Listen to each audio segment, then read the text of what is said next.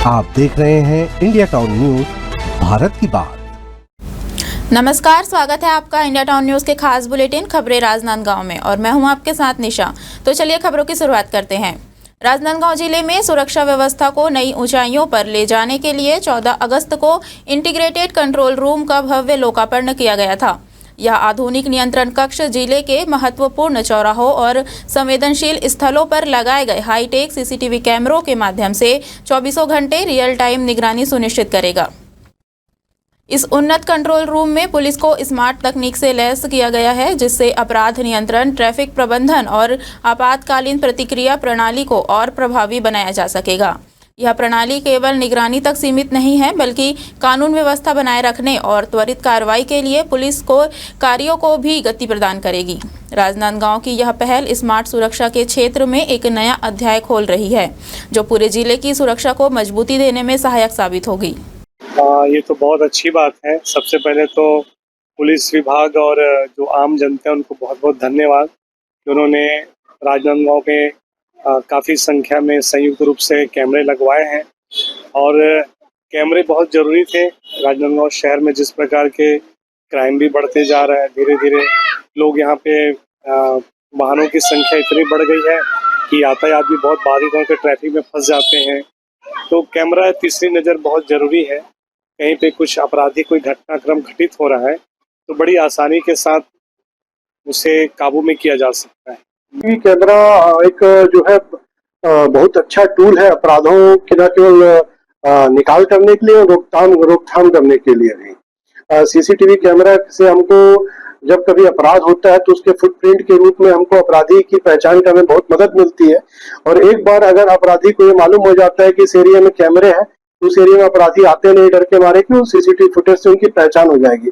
इसी तारतम्य में जो जिले में त्रिनेत्र की योजना जो है कलेक्टर साहब, एसपी साहब के मार्गदर्शन में चलाई जा रही है, जो कि जनता के द्वारा स्वस्फूर्त योजना है।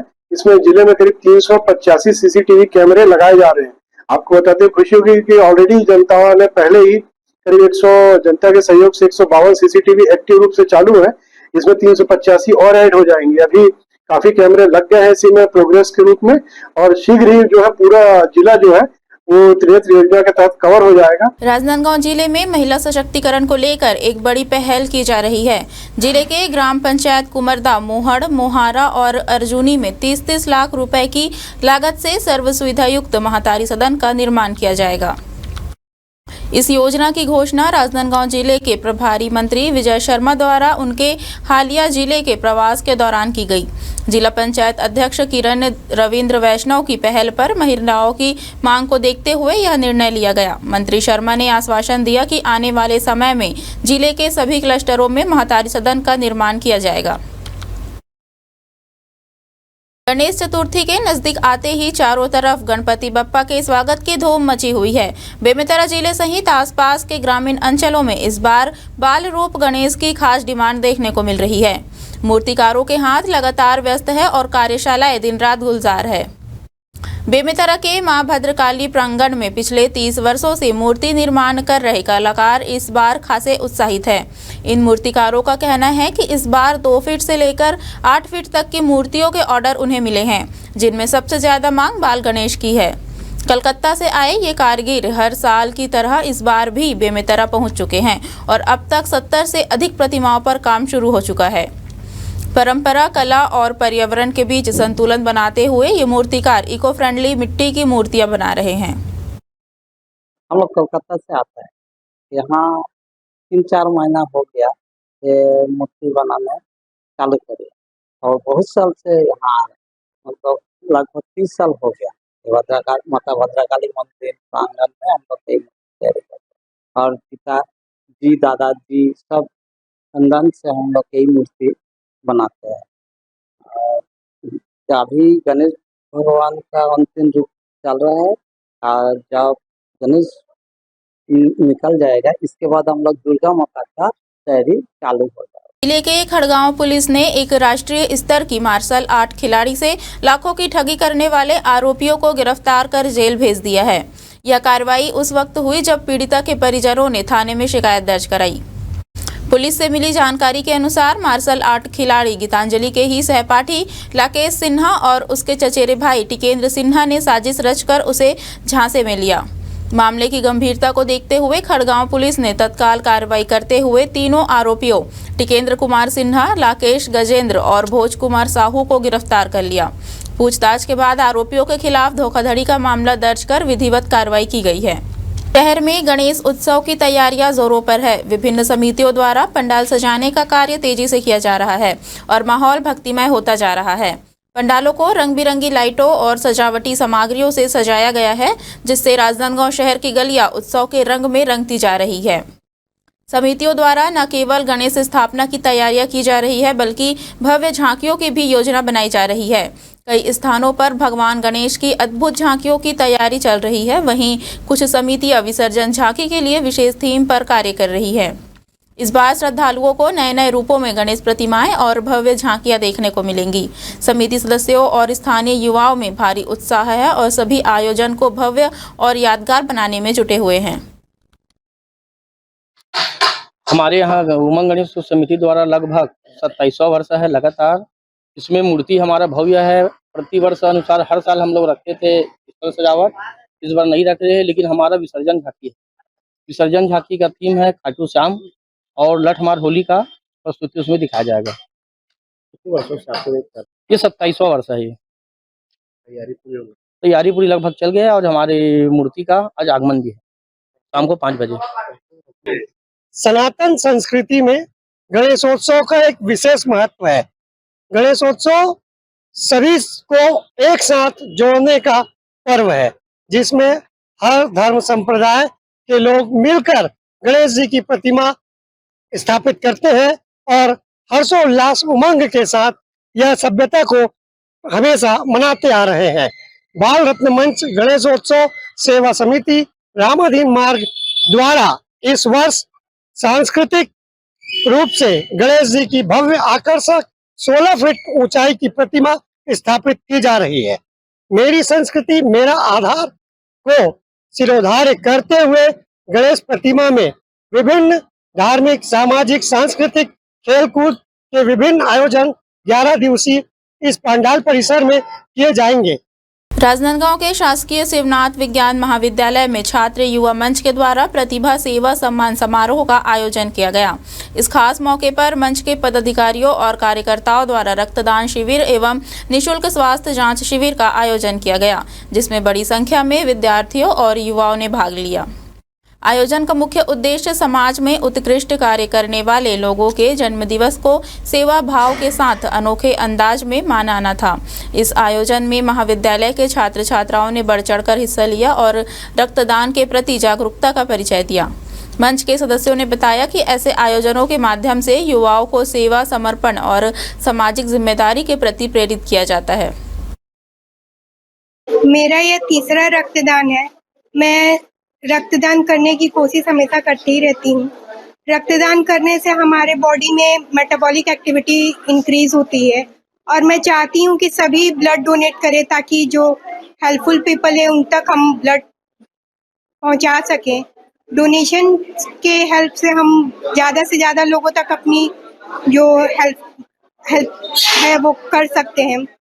मैं चाहती हूँ कि ये रक्तदान महादान है, ये सभी करें ताकि सभी लोग को जागरूकता मिले। और मैं ये चाहती हूँ ज़्यादा से ज़्यादा, अधिक से अधिक बुजुर्ग महिलाएं हो या आप 18 से ऊपर हैं 45 तक, तो आप रक्तदान कर सकते हैं और सभी को बता भी सकते हैं। इसमें कोई नुकसान नहीं है कि आप क्यों नहीं कर सकते, आपका क्या कास्ट है, क्या रिलीजन है, आप सभी कर सकते हैं। और हम सबको मोटिवेट करना चाहती हूँ ताकि आप ब्लड डोनेट करें। जी, छात्र युवा मंच की पहल रही है कि जन्मदिन को रचनात्मक कार्यक्रम मनाएं और उसी कार्य को करते हुए छात्र युवा मंच निरंतर सेवा सप्ताह के रूप में यह कार्य कर रही थी और आज यह समापन दिवस है और उस पर साइंस कॉलेज में आज रक्तदान का शिविर है और युवा साथी काफी उत्साही होकर आ रहे हैं और हमारे यहाँ लड़कियां भी बढ़ चढ़कर हिस्सा ले रही हैं और वो रक्तदान कर रही हैं। राजनांदगांव जिले के टूरी पार से कलेवा और ठेलकढ़ी जाने वाली मुख्य सड़क की खस्ताहाल स्थिति से परेशान ग्रामीणों का गुस्सा आखिरकार फूट पड़ा। विगत 10 वर्षों से सड़क निर्माण की मांग कर रहे ग्रामीणों ने लोक निर्माण विभाग कार्यालय पहुंचकर अधिकारियों को ज्ञापन सौंपा और चेतावनी दी कि अगर जल्द ही सड़क निर्माण कार्य शुरू नहीं हुआ तो वे बड़ा आंदोलन करेंगे। ग्रामीणों का कहना है कि यह सड़क वर्षों से बेहद खराब हालत में है। गड्ढों से भरी सड़क पर चलना दूभर हो गया है, जिससे दुर्घटनाओं का खतरा बढ़ा हुआ है। बरसात के मौसम में स्थिति और भी विकट हो जाती है। गांव के बुजुर्ग, बच्चों और गर्भवती महिलाओं को खासा दिक्कतों का सामना करना पड़ता है। ग्रामीण प्रतिनिधियों ने कहा कि हम बीते 10 सालों से लगातार जनप्रतिनिधियों और अधिकारियों से सड़क निर्माण की मांग कर रहे हैं, लेकिन अब तक केवल आश्वासन ही मिले हैं, काम नहीं हुआ। अगर अब भी हमारी बात नहीं सुनी गई तो हम उग्र आंदोलन के लिए मजबूर होंगे।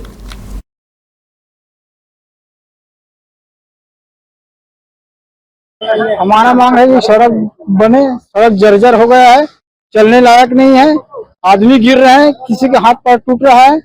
शासन से हम लोग कई बार मांग कर चुके हैं, लेकिन जैसी की वैसी है। कहाँ की सड़क की बात कर रहे हैं आप? टूरी पार से कलेवा और टूरी पार से ठेलकढ़ी। कितने किलोमीटर की सड़क है और कितनी व्यवस्था भी खराब है? बहुत ज्यादा खराब है, व्यवस्था जर्जर है। कितना किलोमीटर है? टूरी पार से कलेवा 3 किलोमीटर और टूरी पार से ठेलकढ़ी 5 किलोमीटर, 8 किलोमीटर। अभी आए हो, क्या पुलिस अधिकारी? बन जाएगा करे बोले, वो तो हर बार बोलता है वैसे। एक बार क्या करबो? एक बार क्या करबो? अब चक्का जाम करबो। अब नहीं सुनी चक्का जाम करबो। अब कब से आ रहे सड़क की मांग को लेकर? हम लोग 10 साल से आ रहे हैं। 10 साल से तो लगातार आ रहे हैं। राजनांदगांव शहर को स्वच्छ और सुंदर बनाने के लिए स्वच्छता अभियान जोरों पर चलाया जा रहा है।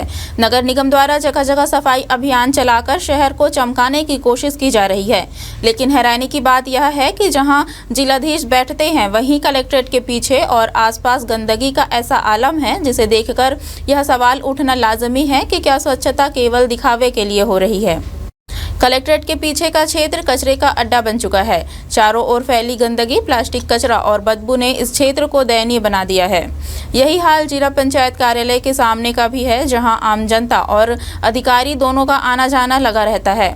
स्थानीय लोगों का कहना है कि उन्होंने कई बार नगर निगम और संबंधित अधिकारियों का ध्यान इस ओर खींचने की कोशिश की, लेकिन कोई स्थायी समाधान अब तक नहीं निकला है। अब सवाल यह उठता है कि अगर जिले के सबसे उच्च अधिकारी के कार्यालय के पीछे ही सफाई की यह दुर्दशा है, तो बाकी शहर की हालत का अंदाजा लगाना मुश्किल नहीं। छत्तीसगढ़ में तीज पर्व का विशेष महत्व है और यह महिलाओं का सबसे बड़ा व्रत माना जाता है। तीज मनाने के लिए बड़ी संख्या में महिलाएं अपने मायके की ओर रवाना हो रही है, जिससे बस स्टैंड और सड़कों पर भारी भीड़ उमड़ पड़ी है।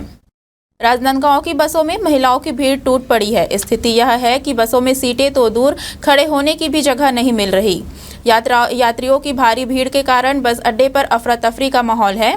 कई जगहों पर महिलाओं को बस की छतों पर बैठकर सफर करना पड़ रहा है। वहीं सड़क पर भी गाड़ियों की लंबी कतारें लग गई हैं और कई स्थानों पर घंटों का ट्रैफिक जाम देखा जा रहा है। छुईखदान में तीज पर्व को लेकर माहौल काफी उत्साहपूर्ण है। महिलाएं मायके जाने के लिए घरों से निकल पड़ी है, जिससे बसों में भीड़ लगी हुई है। वहीं बाजारों में करेले की कीमतें 60 से 80 रुपए प्रति किलो तक पहुंच गई है और सब्जी की खरीदारी जोर शोर से चल रही है। तीज पर्व पर सुहागिन महिलाएं निर्जला व्रत रखकर पति की लंबी उम्र की कामना करती हैं। इस अवसर पर कपड़ा और ज्वेलरी की दुकानों में भी ग्राहकी बढ़ी है। बता दें कि तीज पर महिलाएं 16 श्रृंगार करके मायके की साड़ी पहनकर शिव पार्वती की पूजा अर्चना करती है। मायके में बेटी के स्वागत की तैयारियां भी जोरों पर है। पर्व की तैयारियों के बीच बाजारों और बस स्टैंडों में उमड़ी भीड़ ने माहौल रंगीन बना दिया है। क्या इसमें ना तीजा हम लोग का छत्तीसगढ़ी लोग की परंपरा है ना, तो इसमें हम लोग अपने मायके जाते हैं। इसमें हम लोग का भाई पापा लेने आते तो जाते हैं, ऐसा रहता है। और हमारे पति के लिए रहते हैं। तो नियम क्या है आज से? हाँ, तो ना 2 दिन का रहता है। आज शाम को जैसे भात बोलते हैं ना, वो खाएंगे करेला। हाँ, तो ना कल तो दिन भर कुछ नहीं खाएंगे ना, सीधा सुबह उपास होंगे। परसों निर्जला, हाँ निर्जला रहना होता है। क्यों रहते हैं उसको? पति के लिए ये साड़ी वाड़ी सब कहाँ से लेते हैं? मायके से लेते हैं, पूरा जितना सामान रहता है ना उतना मायके वाले देते हैं। तो अभी कहाँ से आ रही है आप? मैं नांदगांव से आ रही हूँ। कैसा लग रहा है मायके जा रही हो? अच्छा लग रहा है। तीजा में ना अभी लेडीज अपने मायके आएंगी और मायके आने के बाद में आज करू भात खाएंगी और कल उपवास रहेंगी। और क्या है ना, साड़ी लेने आते हैं दुकानों पर, उसी को पहन के 16 श्रृंगार करती हैं महिलाएं। और अपने छत्तीसगढ़ का एक प्रमुख त्योहार है और अदर स्टेट में भी मनाया जाता है, लेकिन अपने छत्तीसगढ़ में ना लेडीज ना अपने मायके जाती हैं, 16 श्रृंगार करती हैं और उसके बाद में ना अपना उपवास तोड़ती हैं कल के। ये बताओ क्यों रहती है उपवास, बता सकते हैं? उपवास भैया मेन क्या है ना, अपना छत्तीसगढ़ का है और ये क्या है परंपरा चली आई है कि शिव भोले जी के लिए माता पार्वती ना अपने मायके में उपवास रही थी, तो ऐसे ही परंपरा चली आई है। और तीजा से थी आज करू भात के सेठी बढ़े हैं और काली हम ही देबो 30 रुपया में। हाँ काली हम ही देबो। आज कते के? आज 60 रुपये 60-50 है। करू भात खा के उपवास? हाँ हम नहीं रहा, महिला बन रहे थे ना? महिला मारी थी। हमारी खास बुलेटिन खबरें राजनांदगांव में फिलहाल इतना ही। मुझे दीजिए इजाजत, नमस्कार। आप देख रहे हैं इंडिया टाउन न्यूज, भारत की बात।